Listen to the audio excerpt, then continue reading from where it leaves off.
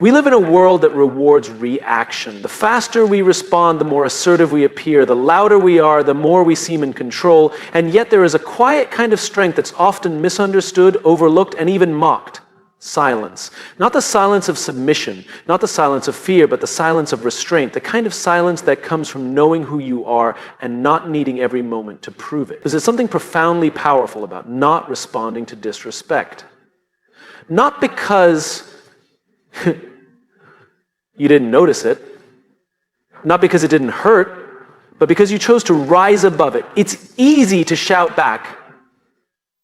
It's easy to post a clever retort. It's easy to throw the insult right back and match volume with volume. That's the natural reaction. That's the human reaction. But leadership, true leadership, asks more from us. It asks us to be intentional, to pause, to resist the urge to win the moment, and instead win our integrity. There was a story I once heard, maybe you've heard it too, about a monk who traveled barefoot from village to village, teaching peace, humility, and kindness. One day, as he walked through a town square, a man shouted insults at him. He called him a fraud, a beggar, a waste of time. But the monk said nothing. He looked at the man, smiled, and kept walking. Later, a follower asked him, "Master, why didn't you say anything? He disrespected you in front of everyone." The monk replied, "If someone offers you a gift and you refuse to take it, to whom does the gift belong?" That's the power of silence. It doesn't deny the moment, it simply refuses to be defined by it. When we stay quiet after being disrespected, we're not pretending we weren't hurt, we're not ignoring the pain, we're simply choosing not to let that moment decide who we are. We're saying, "I know what you did, but I also know who I am." It's not weakness, that's wisdom. And wisdom isn't loud, it doesn't interrupt. It doesn't need to dominate the room. Wisdom listens more than it speaks. It watches. It takes the long view. And when it does speak, people listen because they've learned that silence, when chosen deliberately, carries a weight that noise never can. We're conditioned to believe that if we don't respond, we're giving someone else the upper hand. But in truth, we're giving ourselves the upper heart. We're preserving our dignity. We're protecting our peace. And we're building the kind of inner strength that doesn't depend on applause, validation, or revenge. Well, think about the people you respect most, the ones who carry themselves with grace, even when under fire. The ones who don't always have the last word, but always seem to have the right one. The ones who don't let a moment of insult rob them of a lifetime of integrity. Those are the people we want to follow. Those are the people we trust, not because they win every argument, but because they don't need to. Now, that doesn't mean we let others walk over us. It doesn't mean we accept toxic behavior. Silence isn't the absence of boundaries, it's the assertion of control. When we choose silence, we're not surrendering, we're strategizing. We're saying, you don't get to pull me into the mud just because you live there. We're playing the long game. The truth is anyone can speak, but not everyone can listen. And even fewer can choose silence when their pride is wounded. That's rare. That's valuable. That's leadership. Because the moment we give into the noise, we become part of it. And nothing good grows in chaos. One of the most remarkable leaders I've ever known once told me, "Never waste your breath on someone who's not ready to hear you." That line has stayed with me because it reminds us that timing matters, maturity matters. And silence isn't the end of the conversation, it's just choosing not to have it on their terms. If someone disrespects you and you react immediately, you give them control. But when you pause, when you choose not to retaliate, you reclaim your power. You tell the world, "I am not reactive, I am intentional, I am not here to fight for attention, I am here to lead with purpose." This kind of mindset isn't built overnight. It takes work, it takes pain, it takes moments where everything in you wants to shout back and you don't. Don't be where you walk away from an insult not because it didn't matter, but because it wasn't worth your peace. That's the kind of character that leaves a legacy. When you meet someone who can stay calm in the face of disrespect, you're looking at someone who's done the work, the inner work, the kind that doesn't show up on resumes but always shows up in moments that matter. And that work is rooted in a simple truth. We don't need to fight every battle. We don't need to attend every argument we're invited to. Silence isn't cowardice, it's discipline. So the next time someone disrespects you, ask yourself, who do I want to be right now? The one who reacts or the one who responds with purpose? The one who lets them dictate the story or the one who rewrites it by simply walking away? Because sometimes the most powerful thing you can say is nothing at all. Disrespect stings. There's no denying that. When someone belittles you, mocks you, or tries to make you feel small, it hits something deeply personal. And our natural reaction is often to wonder, what did I do? Why me? We internalize it. We start turning it over in our heads, replaying the moment, dissecting every word, every tone, every expression. But what if I told you that the disrespect wasn't about you at all? When someone disrespects you, they are not defining you, they are revealing themselves. That's a hard truth to grasp because our instincts push us to take it personally. We assume their words are a reflection of our worth. But in reality, people often project what they carry, their bitterness, their insecurity, their frustration. It leaks out, and sometimes it lands on us. But just because it lands on us doesn't mean it belongs to us. Think about the last time someone said something cruel or dismissive to you. Maybe it came out of nowhere. Maybe it was someone you respected, someone you didn't expect it from. Or maybe it was a stranger, someone who didn't know you at all. In either case, ask yourself, what kind of person does it take to speak down to someone they don't truly know? What kind of internal state are they living in where tearing others down feels easier than lifting themselves up? Disrespect is like a flare. It lights up what's going on beneath the surface of the person who sends it out. It reveals their wounds, their fear of being seen as small, their need to control, their lack of emotional maturity. People who are at peace with themselves rarely feel the need to provoke conflict. People who are secure don't belittle others to feel tall. So when we're on the receiving end of disrespect, instead of spiraling into self-doubt, we need to shift our perspective. This isn't about ego, it's about empathy. That doesn't mean we excuse bad behavior. It doesn't mean we tolerate abuse. But it does mean we learn to see the bigger picture. This behavior is a reflection of them, not me. The leader who yells in meetings isn't powerful, he's insecure. The colleague who cuts you down in front of others isn't confident, she's threatened. The friend who disappears when you need them most isn't cold-hearted. They're overwhelmed by their own limits.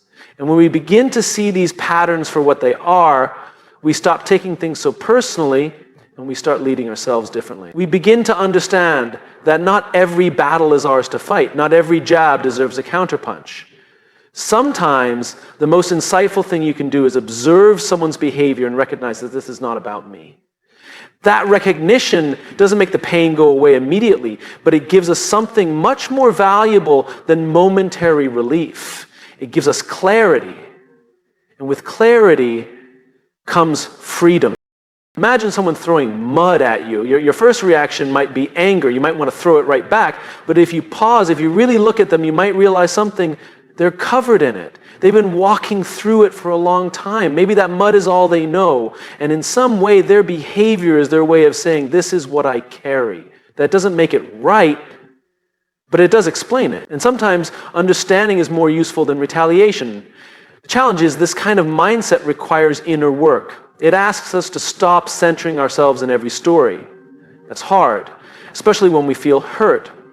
But it's also where real leadership begins.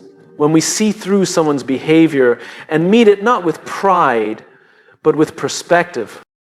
Now, this doesn't mean we avoid confrontation when it's needed. It means we approach it differently. We don't enter with anger, we enter with awareness.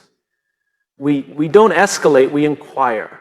We ask, what's really going on here? Why would a person choose this behavior? Not to excuse them, but to understand what energy we're really dealing with.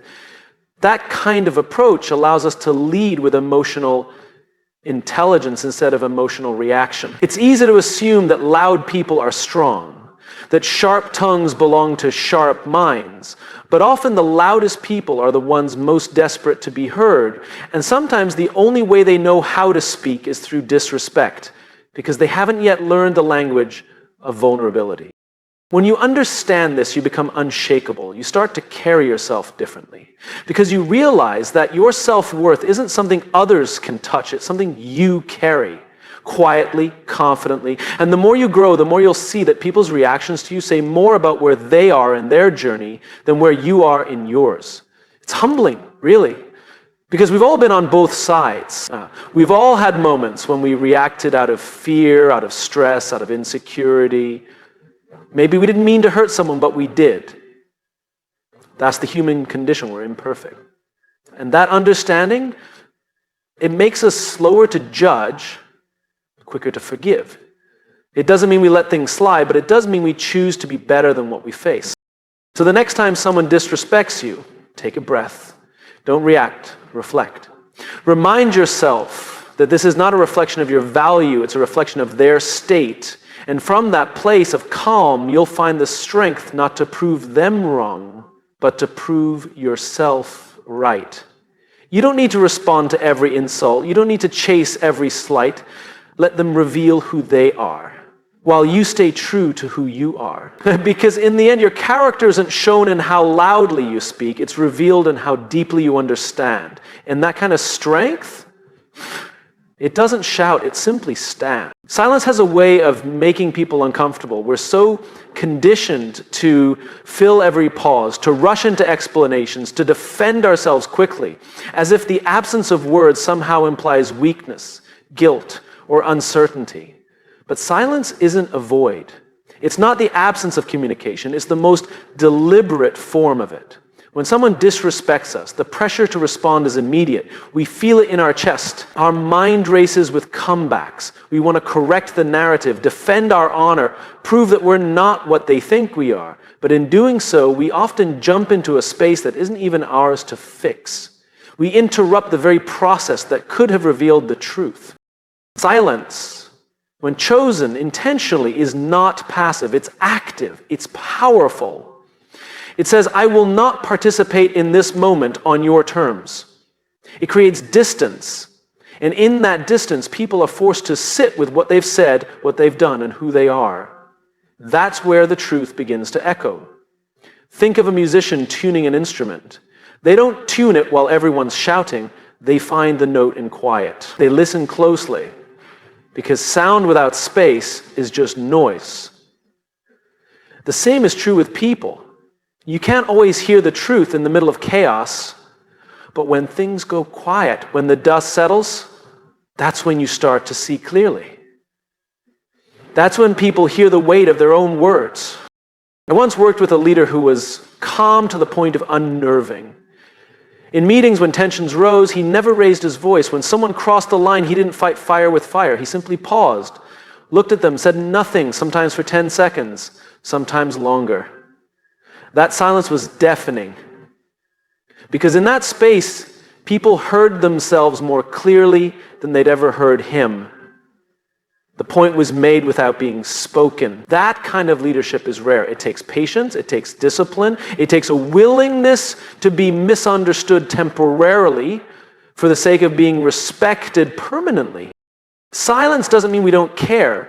It doesn't mean we're okay with being disrespected. It means we're choosing to respond with purpose rather than emotion. We're choosing to give the moment what it needs, not what it demands. And often what it needs is space. In space, people reveal themselves. When you don't interrupt someone's behavior, when you let them keep going, they eventually show you exactly who they are. Not because you pushed them, but because you didn't. You stepped back, you gave them the room to be real, to unravel, to expose their own motives. Silence holds up a mirror. We're so quick to manage other people's reactions, to correct their misunderstandings, to protect our image. But what if we trusted that the truth has its own voice? What if we believed that the people who matter will see through the noise? That we don't have to explain ourselves every time we're misunderstood, that sometimes the loudest clarity comes not from speaking, but from staying still. And it's not easy. There will be moments when you'll feel the pull to jump in, to say something clever, to make them feel what you felt, but what you'll find is that silence often says it more effectively. Because words can be twisted, but silence forces people to sit with their own echo. This is especially true when someone expects a reaction. People who provoke often want control. They want to throw you off balance. They want you to play the game. And when you don't give them what they're fishing for, that silence becomes a wall they can't climb. It frustrates them, sure, but more importantly, it protects you, it protects your peace, it protects your values, it protects your clarity, and sometimes it helps them too. There's something deeply reflective about silence. When someone speaks out of line and hears nothing in return, they're left alone with their own voice. They replay what they said, they begin to question, not always right away, but eventually, because we all have that internal compass that senses when we've gone too far. Silence gives it a chance to be heard. And I've seen people apologize not because they were told to, but because the quiet afterward gave them space to feel the weight of their actions. That space is a gift, not just to ourselves, but to them. It's a reminder that accountability isn't always imposed. Sometimes it emerges on its own, but only when we don't rush to fill the silence with noise. This is especially important in leadership. The best leaders don't just know when to speak, they know when not to. They know that silence can diffuse tension. It can de-escalate drama. It can reset the tone. It can invite introspection. And it can send a message louder than any reprimand. I am not here to react. I am here to lead. We don't have to respond to every opinion, every insult, every assumption. We don't have to justify our worth to people who can't see it. When we choose silence, we choose ourselves. We choose to let truth speak, not through our defense, but through our presence. It's not about winning the argument. It's about winning your peace. So the next time you're disrespected and everything in you wants to react, pause, breathe, say nothing. Not because you have nothing to say, but because what you stand for is greater than what they said. Because sometimes the most honest reply is no reply at all. Silence is not empty. It's full of clarity. It's full of restraint. It's full of truth, waiting to rise. Let it echo. Who we are isn't revealed in the moments when everything goes our way. It's not defined by applause, recognition, or compliments. Who we are is forged in moments of tension, when things are unfair, when we're judged, overlooked, or disrespected. Those are the moments that test us. And more importantly, those are the moments that define us. Disrespect is something we'll all face. Sometimes it's blatant, sometimes subtle, sometimes it comes from strangers, and sometimes, painfully, it comes from people we love. But regardless of where it comes from, we always have a choice in how we respond, and that choice, that's where our identity lives. It's not the disrespect that defines you, it's what you do after. We live in a world obsessed with image, with proving, with making sure everyone knows we're right, that we're strong, that we won't be walked on. So when someone disrespects us, our instinct is to react in a way that protects our pride. We fight fire with fire. We come back with a sharper word, a stronger tone. We want to win the moment. But here's the question we don't ask enough. What are we really winning? Because if we sacrifice our character for the sake of a comeback, have we actually gained anything? The truth is, your response to disrespect doesn't just affect how others see you. It shapes how you see yourself. And if we're not careful, we can start becoming the very thing we're trying to rise above. The most powerful people I know are not the ones who dominate every conversation or crush every insult. The most powerful people I know are the ones who know exactly who they are and don't feel the need to prove it every time they're challenged. They respond to disrespect not with retaliation, but with restraint. They understand something most people miss. Your reaction is your reputation. You teach people how to treat you, not just by what you allow, but by how you respond. And that doesn't mean being passive or silent all the time. It means choosing your response deliberately, not emotionally. It means making sure your behavior aligns with your values, not with their behavior. I remember a conversation I had with a mentor years ago. I was venting about a situation where someone had clearly crossed a line with me. I felt justified in wanting to put them in their place. I wanted to show them I wasn't to be messed with. But this mentor asked me a question I'll never forget. He said, "Do you want to be right or do you want to be respected?" At first, I didn't understand. Aren't those the same thing? But they're not. Being right is about the moment. Being respected is about the long run. Being right satisfies your ego. Being respected shapes your legacy. Every time you respond to disrespect, you're writing a story about who you are. You're telling people and yourself, this is how I handle pressure. This is how I treat others even when they don't treat me well. This is who I am when it's hard to be me. And that story, that's your identity. It's easy to justify a harsh reaction, to say they started it or they had it coming. But leadership, real leadership, asks more of us. It asks us to lead ourselves before we try to lead others. It asks us to take the high road not because it's easy, but because it's right. Because our values don't mean anything if we've abandoned them when they're tested. It's in the hardest moments that we build the strongest character. And character isn't built through comfort, it's built through choice. Through deciding again and again, I won't let someone else's actions turn me into something I'm not proud of. There's something incredibly dignified about responding to disrespect with grace, not because you're weak, but because you're strong enough to know you don't need to match their energy to prove your worth. You're not there to win the argument, you're there to win your integrity. Think of a lighthouse. It doesn't shout at the storm. It doesn't chase the waves. It stands firm. It's consistent. It sends its signal out into the chaos, not to fight the sea, but to guide those lost in. That's who you can be. A steady presence. A reminder that strength and stillness can coexist. Sometimes people will see your calm and mistake it for surrender. Let them. You don't need everyone to understand you. You just need to understand yourself. And when your response is rooted in who you are, not in what they did, you walk away with something no insult can take away. Self-respect.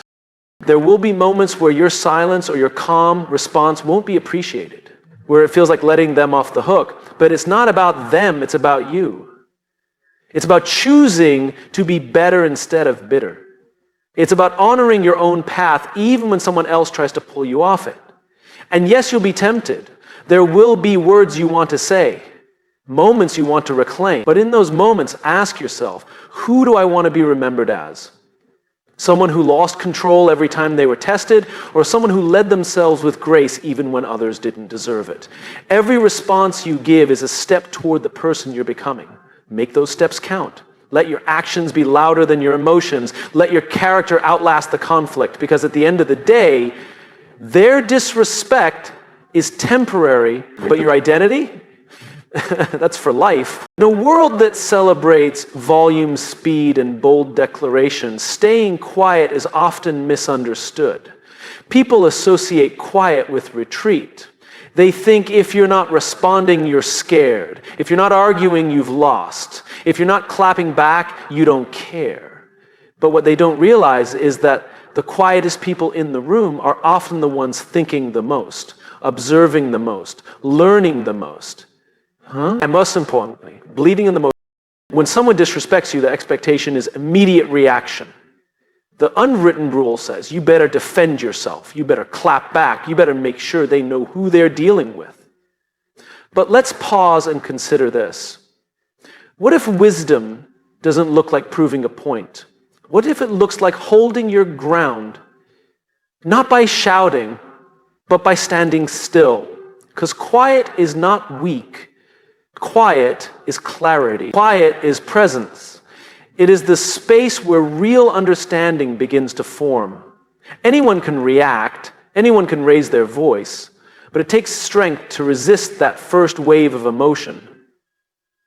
It takes maturity to see beyond the insult and ask yourself, what actually needs to be said here, if anything at all? The people we truly admire in life, the ones we call wise, grounded, unshakable, they're not known for how quickly they responded to conflict. They're known for how thoughtfully they did, for how they didn't let disrespect lure them into behavior that went against who they were. They showed us that sometimes the smartest move is no move at all, not because they were afraid, but because they were focused on the long game. There's a difference between reacting and responding. Reaction is emotional, it's quick, impulsive, and often driven by ego. Response is measured, it's intentional, it comes from a place of purpose, not pride. And sometimes the wisest response is silence. Because silence leaves room for reflection, room for growth, room for truth to catch up with noise. I've seen leaders sit in silence after being spoken to with disrespect, not because they didn't have a rebuttal, but because they understood something powerful. Not everything needs to be answered. Some comments answer themselves. Some behaviors are their own punishment. And sometimes saying nothing isn't surrender, it's self-control. In fact, the people who stay quiet after being disrespected aren't suppressing their feelings, they're managing them. This is saying, I see what's happening, I know how I feel, and I'm choosing not to let this moment shape me into someone I'm not. That's wisdom. That's the kind of emotional intelligence that changes teams, families, cultures. The truth is, anyone can escalate a situation. That's easy. What's rare is someone who can de-escalate it, who can absorb the tension and not pass it on, who can stay calm, not because they're numb, but because they're anchored.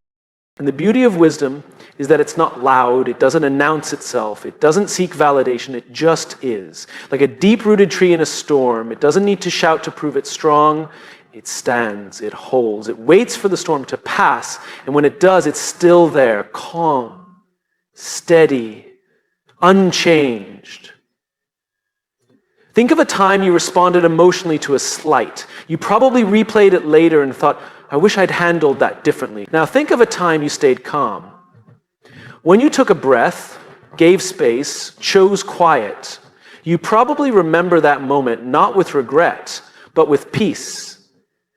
Because you didn't abandon yourself in the name of being right, you stayed rooted. Wisdom doesn't always win applause in the moment. It's not flashy, but over time it wins trust. It wins respect. It builds something lasting. It builds character. And this isn't about avoiding confrontation. Sometimes speaking up is necessary. But there's a difference between speaking up with purpose and speaking out of pride. When your voice comes from wisdom, it doesn't tear down, it builds up. It doesn't defend ego, it defends integrity. The quiet response allows room for that discernment. It creates space between stimulus and response, between feeling and action. And in that space is where leadership lives. The problem is, many people mistake silence for surrender. But that's because they've never seen what real restraint looks like. They've never seen someone choose their values over their validation. But you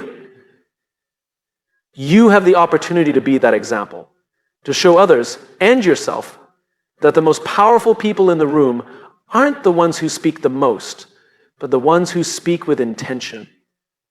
So the next time someone crosses a line, take a breath. Don't rush to fill the space with words. Don't feel the need to match their energy. Ask yourself, what do I want to walk away from this with? An argument won, or my dignity intact? Because that's the real victory. It's not proving them wrong. It's proving to yourself that you're not controlled by other people's chaos, that your behavior is anchored in who you are, not what they did. And with each quiet response, you reinforce that identity. You build credibility, not just with others, but with yourself. You start to trust your own strength. You learn that wisdom isn't about knowing everything. It's about knowing what's worth your energy. Quiet doesn't mean you didn't feel the pain. It means you chose not to pass it on. It means you chose healing over retaliation, presence over pride, wisdom over noise. And that choice, that's not weakness. That's leadership.